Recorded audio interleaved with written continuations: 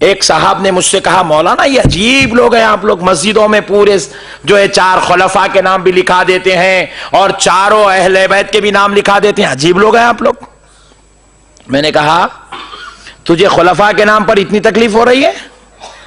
اہل بیت کے نام علی و فاطمہ حسن حسین پڑھ کر تجھے اتنی تکلیف ہو رہی ہے تو سن لے نادان، یہ نام اگر ہم اپنی مسجد میں لکھائیں تو کیا بری بات ہے؟ وہ خدا ہو کر جنت کے دروازے پر اس نے ان کے نام لکھا ہے، جنت کے دروازے پر علی فاطمہ حسن اور حسین لکھا ہوا ہے۔ حدیث پڑھیں تو آپ کو معلوم ہوگا۔ ہم کو یہ حدیثیں سنائی نہیں جاتی نا، عصر کے بعد کتاب لے کے بیٹھتے یہ حدیث نہیں سناتے، مغرب کے بعد کتاب لے کے بیٹھتے یہ حدیث نہیں سناتے، گلی گلی چپا چپا پھر کے لوگوں کو جمع کرتے ہیں، یہ حدیث کیوں نہیں سناتے؟ یہ حدیث سنائی نہیں جاتی ہے جو حدیث میں سنا رہا ہوں آپ کو۔ جنت کے دروازے پر علی فاطمہ حسن اور حسین لکھا ہے، اور حضرت آدم ارشاد فرماتے ہیں بیٹا سنو، حضرت آدم ارشاد فرماتے ہیں اپنے بیٹے سے، حضرت شیس علیہ السلام سے ارشاد فرماتے ہیں بیٹا سنو کہ جب جب تم اپنے رب کو یاد کرو گے تو ساتھ میں محمد کو بھی یاد کرنا۔ حضرت آدم کے بیٹے شیس علیہ السلام پوچھتے ہیں بابا جان میں جب جب اللہ کو یاد کروں تو ساتھ میں رسول کو یاد کیوں کروں، پیارے محمد کو یاد کیوں کروں، نبی آخر الزمان کو یاد کیوں کروں؟ تو حضرت آدم فرماتے ہیں بیٹا سنو، میں نے جنت کے ہر پتے پر محمد کا نام دیکھا ہے، ہر ڈغالی پر محمد کا نام دیکھا ہے، ہر دیوار پر محمد کا نام دیکھا ہے، ہر ستون پر محمد کا نام دیکھا ہے، ہر چھت پر محمد کا نام دیکھا ہے، اور میں جب باہر نکلا آخری بار جنت کو پلٹ کر دیکھا تو میں نے محمد کے ساتھ آل محمد کا نام جنت پہ دیکھا۔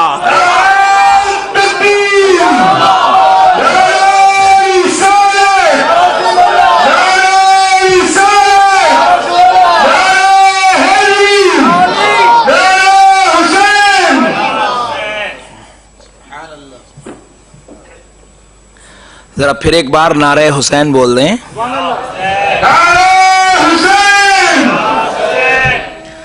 یہ نام بولتے رہنا چاہیے، یہ جنت کے نام ہیں۔ نہیں حسین کون ہے جی؟ ہاں شہزادے رسول بھی ہیں، شہزادے بطول بھی ہیں، شہزادے علی بھی ہے، لیکن سب سے بڑی بات سن لو وہ جنت کے سردار ہیں۔ کون ہے میرے بھائی؟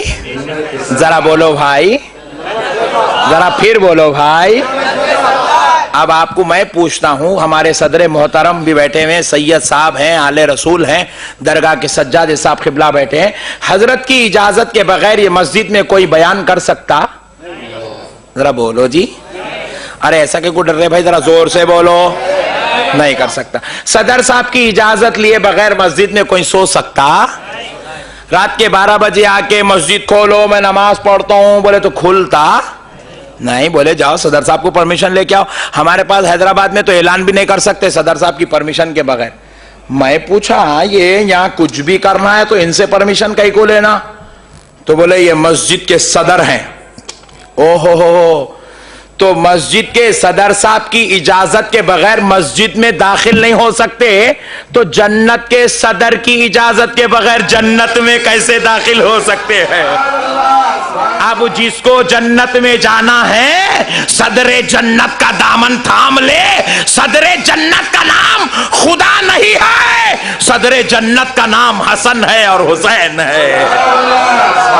اللہ نے ان کو جنت کا صدر بنا دیا ہے۔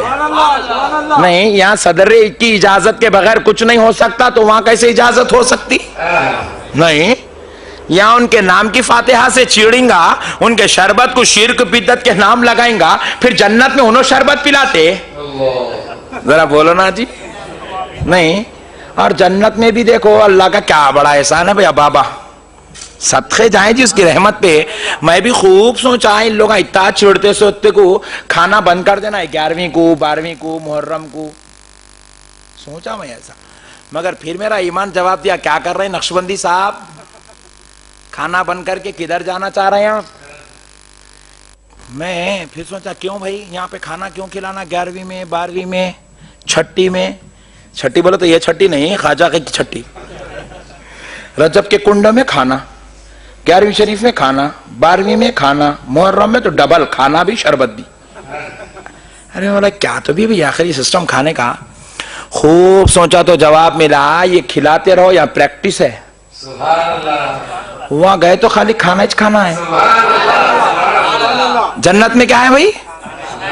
اور یہاں جو دودھ کی شربت پی رہے نہیں، جنت میں بھی دودھ کا شربت ہے. یا ان کے نام پہ پلائے تو وہاں ان کا صدقہ پینے کو ملتا. اس لیے ہمارے بزرگاں کیا کریں، یہاں پلا کے پریکٹس کرا رہے ہیں، ڈیسائیڈ کر لے رہے ہیں، دیکھ لیں گے ایک شربت رکھ کے کون کون اپنے ساتھ چلنے والے ہیں. جو پیا انہیں اپنے ساتھ ہے، جو چیڑا مسئلہ تڑا ہے. تو بہرحال میرے پیارے بھائی، تو اللہ کا احسان ہے، اللہ تعالیٰ ہم کو پلا رہا ہے، پیتے رہے، ان کا صدقہ کھاتے رہے. تو میرے آقا صلی اللہ علیہ وسلم ارشاد فرمائے میری اہل بیت سے نفرت کرنے والا منافق ہے، یا تو زنا کا بچہ ہے، یا پھر اس کی ماں نے حیض یا نفاس کی حالت میں صحبت کی تب جا کے وہ پیدا ہوا ہے، ناپاکی کا بچہ ہے. بھائی اللہ اکبر اللہ. اور خدا کی قسم اللہ کے گھر بیٹھ کر کہہ رہا ہوں، اتنی جلال والی حدیث میں نے حدیث کی دنیا میں نہیں پڑھی ہے. اتنی جلال والی حدیث میں نے نہیں پڑھی ہے. اب ایک اور کنیکشن بتاتا ہوں. دیکھیے اللہ قرآن پاک میں ارشاد فرماتا ہے عُتُلٍّ بَعْدَ ذَلِكَ زَنِيمٍ.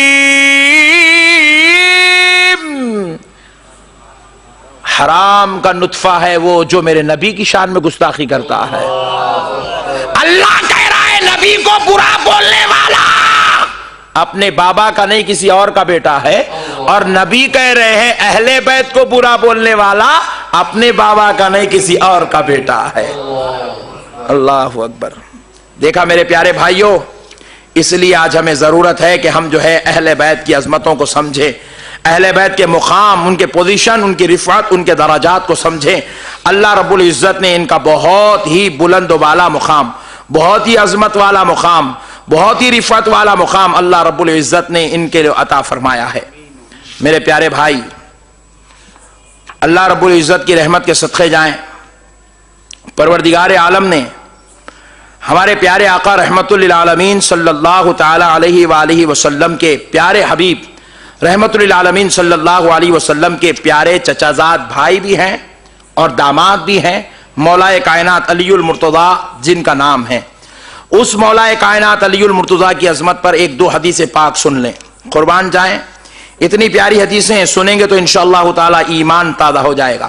اب تک آپ سنتے تھے الحسین منی وانا من الحسین، لیکن ایک اور مقام پر حضور نبی کریم صلی اللہ علیہ وسلم نے ارشاد فرمایا قال رسول اللہ صلی اللہ علیہ وسلم. حضور ارشاد فرماتے ہیں، اور یہ حدیث حسن صحیح ہے، اور اس کو ترمذی میں بیان کیا گیا، ابن ماجہ میں بیان کیا گیا، مسند امام احمد بن حنبل، 3 معتبر کتابوں میں یہ حدیث موجود ہے. میرے آقا صلی اللہ علیہ وسلم ارشاد فرماتے ہیں قال رسول اللہ صلی اللہ علیہ وسلم علی منی، علی مجھ سے ہیں، وَأَنَا مِنَ الْعَلِي، اور میں علی سے ہوں. علی مجھ سے ہیں اور میں علی سے ہوں. پھر آگے حضور ارشاد فرماتے ہیں وَلَا يُؤَدِّي عَنِّي إِلَّا وَأَنَا أَوْ عَلِي. حضور نبی پاک رحمت اللہ عالمین صلی اللہ علیہ وسلم نے فرمایا کہ جس نے میرے علی کو تکلیف دی، گویا کہ اس نے مجھ کو تکلیف دی.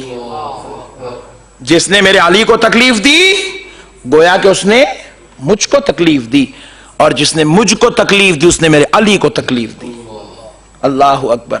علی کے بارے میں برا کہنا، علی کا نام مسجد سے مٹانا، علی کا نام لے کر نعوذ باللہ غلط طریقہ استعمال کرنا، نفرت کا رشتہ رکھنا، حقیقت میں رسول اللہ کے ساتھ نفرت رکھنے کے برابر ہے. میرے پیارے بھائیوں، قربان جائیں.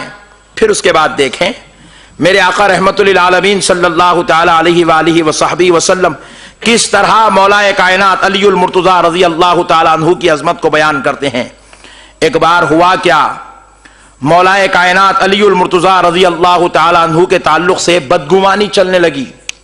صحابہ اکرام کے دور میں لازمی بات ہے، جب رسول اللہ صلی اللہ تعالی علیہ وآلہ وصحبہ وسلم جیسی ذات اقدس کسی کو چاہنے لگے تو لازمی بات ہے کہ لوگ ان کے تعلق سے دلوں میں بغض بھی رکھیں گے، گندگی بھی رکھیں گے، برائی بھی رکھیں گے، اور نعوذ باللہ من ذالک ان کے تعلق سے جو ہے غلط ذہنی بھی رکھیں گے، برائیاں بھی بیان کریں گے۔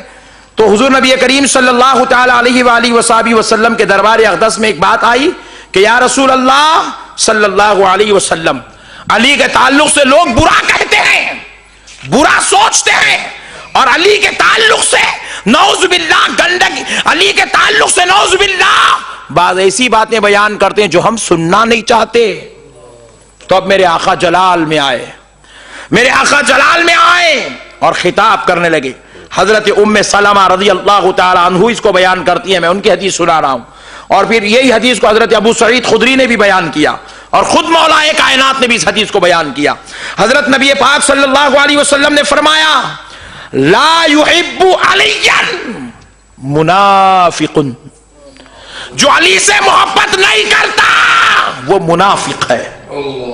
میرے آقا کا قول ہے، اور یہ حدیث ترمذی شریف کے اندر موجود ہے۔